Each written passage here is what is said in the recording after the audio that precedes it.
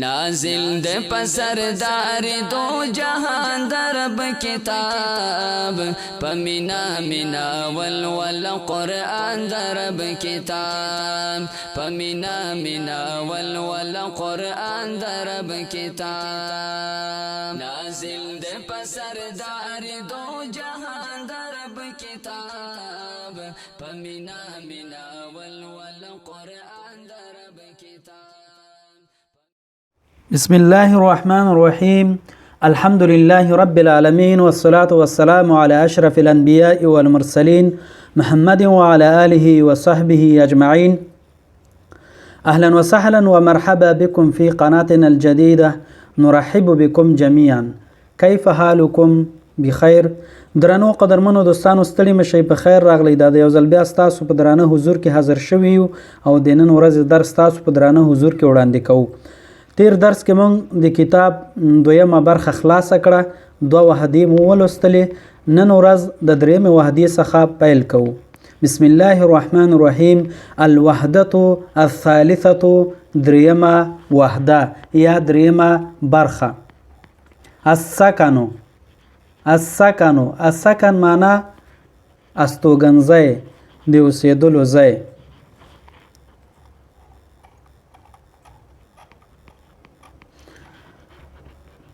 الوحدة الثالثة، درېیمه برخه. الدرس الثالث عشر، دیارلسم درس. العرض، وړاندې کول. الحوار الاول، لومړنۍ محاوره. انظر، وګوره. واستمع، غوږ ونیسه. واعد، تکرار کړه. دغه محاوره د دوه کسانو ترمنځ ده چې یو احمد نومیږي بل حسان نومیږي. یو بل نه پوښتنه کوي چې ته کوم ځای کې اوسېږي او بیا بل ورته وایي چې ته کوم ځای کې اوسېږي. احمد: السلام علیکم ورحمت الله وبرکاتو. حسان: وعلیکم السلام ورحمت الله وبرکاتو. احمد: این تسکنو، ته چیرته اوسېږي؟ ستا استوګنځی کوم ځای ده؟ حسان وایي چې اسکنو فی حی المطار، زه د هوایي ډګر په کلي کې اوسېږم یا د هوایي میدان په کلي کې اوسېږم. و این تسکن انت، او ته کوم ځای کې اوسېږي؟ احمد جواب ورکوي: اسکنو فی حیة الجامعه. اسکنو فی حی الجامعه، زه د پوهنتون په کلي کې اوسېږم. کوم ځای کې چې پوهنتون ده په هغه کلي کې اوسېږم. حسان: هل تسکنو فی بیت، آیا ته په کور کې اوسېږي؟ احمد ورته جواب ورکوي چې نعم، هو، اسکنو فی بیت، زه په کور کې اوسېږم. بیا احمد ته پوښتنه کوي: هل تسکنو فی بیت، آیا ته په کور کې اوسېږي؟ حسان جواب ورکوي: لا، نه، اسکنو فی شقة، زه په شقه کې اوسېږم. شقه هغه کور ته ویل کېږي چې اپارتمان کې مثلا ډېرې زیاتې شقې یا 15 دانې، په هره شقه کې بیا 4 اتاقونه وي، مثلا یا 3 یا 2، یو حمام، یو اشپزخانه او همدارنګه 2 اتاقونه یا 3. او کور خو موږ تاسو ټول پیژنو چې کوري کېدای شي چې 10 اتاق هم پکې 15 او اتاقو کمه یعنی نه.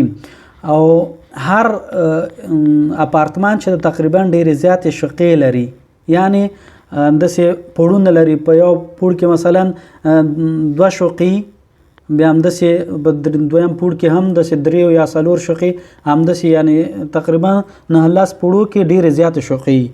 نو کور خو ځان ته خبر ده، کور خو ټول پیژنو. احمد وایي چې ما رقم شقتک، ستا د شقې نمبر شمیره 100 ده.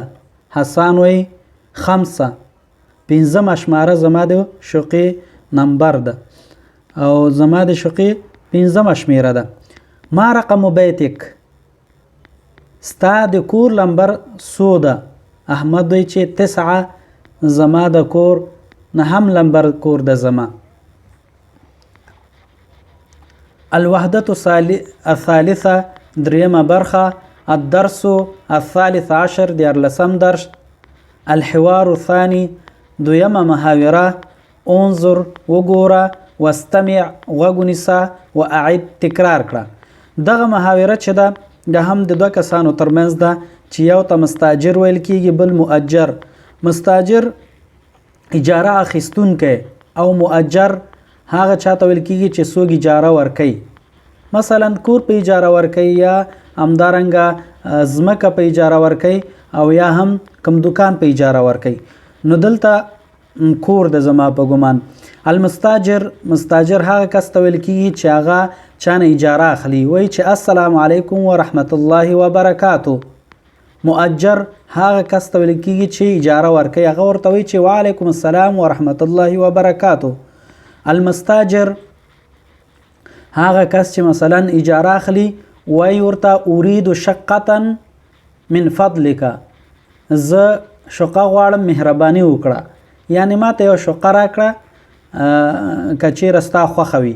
المؤجر ورته وایي چې لدینا شقه جمیله، موږ سره ښایسته شقې دي. المستاجر کم غرفه فی شقه، په شقه کې څو اتاقونه دي. المؤجر ورته وایي چې فی شقه 5 غرف، په شقه کې 15 اتاقونه دي، 15 کوټې دي. المستاجر وایي چې اجاره څوک اخلي فی ای دور شقته، په کم دور یا پوړ کې شقه ده.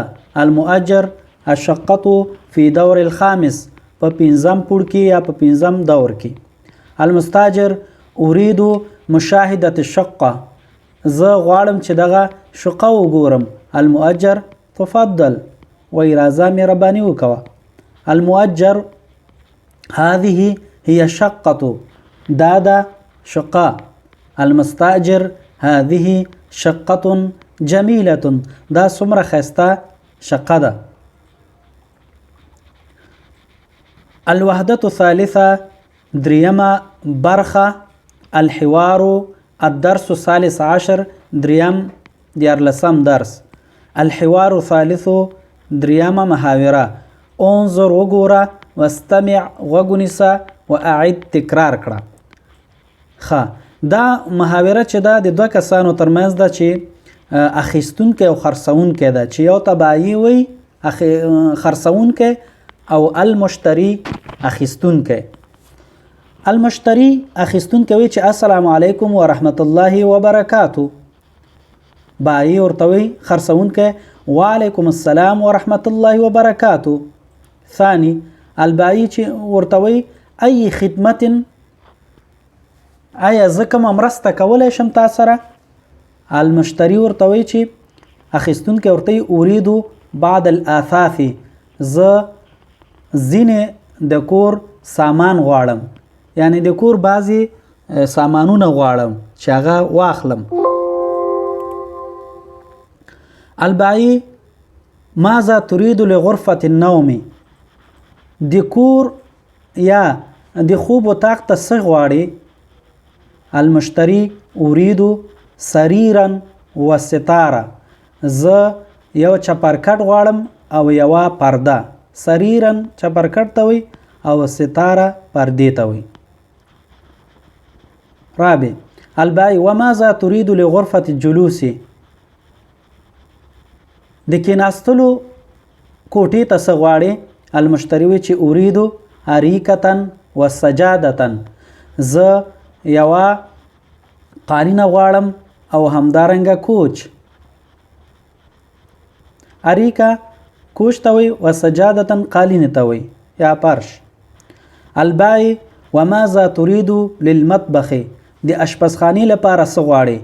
المشتری وي چې اريد فرنا وثلاجه، زه نغری غواړم د اور او همدارنګه ثلاجه غواړم، ثلاجه یخچال. البایی وماذا تريد للحمام، د حمام لپاره څه غواړي. المشتری اريد سخانه ومرأة، زه سخانه غواړم چې اوبه ګرمي او شیشه یا آینه غواړم. السابع المشتری اريد مشاهدة الاثاث، زه غواړم چې د دغو سامانونه وګورم. البای تفضل مهرباني وکوه وګوره. درنو قدرمنو دوستانو، دا و زمونږ د نن ورځې درس. تر بیا مو په پاک او مهربان خدای سپارم. پاک الله مو مل شه. نازل د پسردار دو جهان درب کتاب پمینا مینا ول قرآن درب کتاب پمینا مینا ول قرآن درب کتاب نازل د پسردار دو جهان درب کتاب پمینا مینا ول قرآن درب کتاب پمینا مینا ول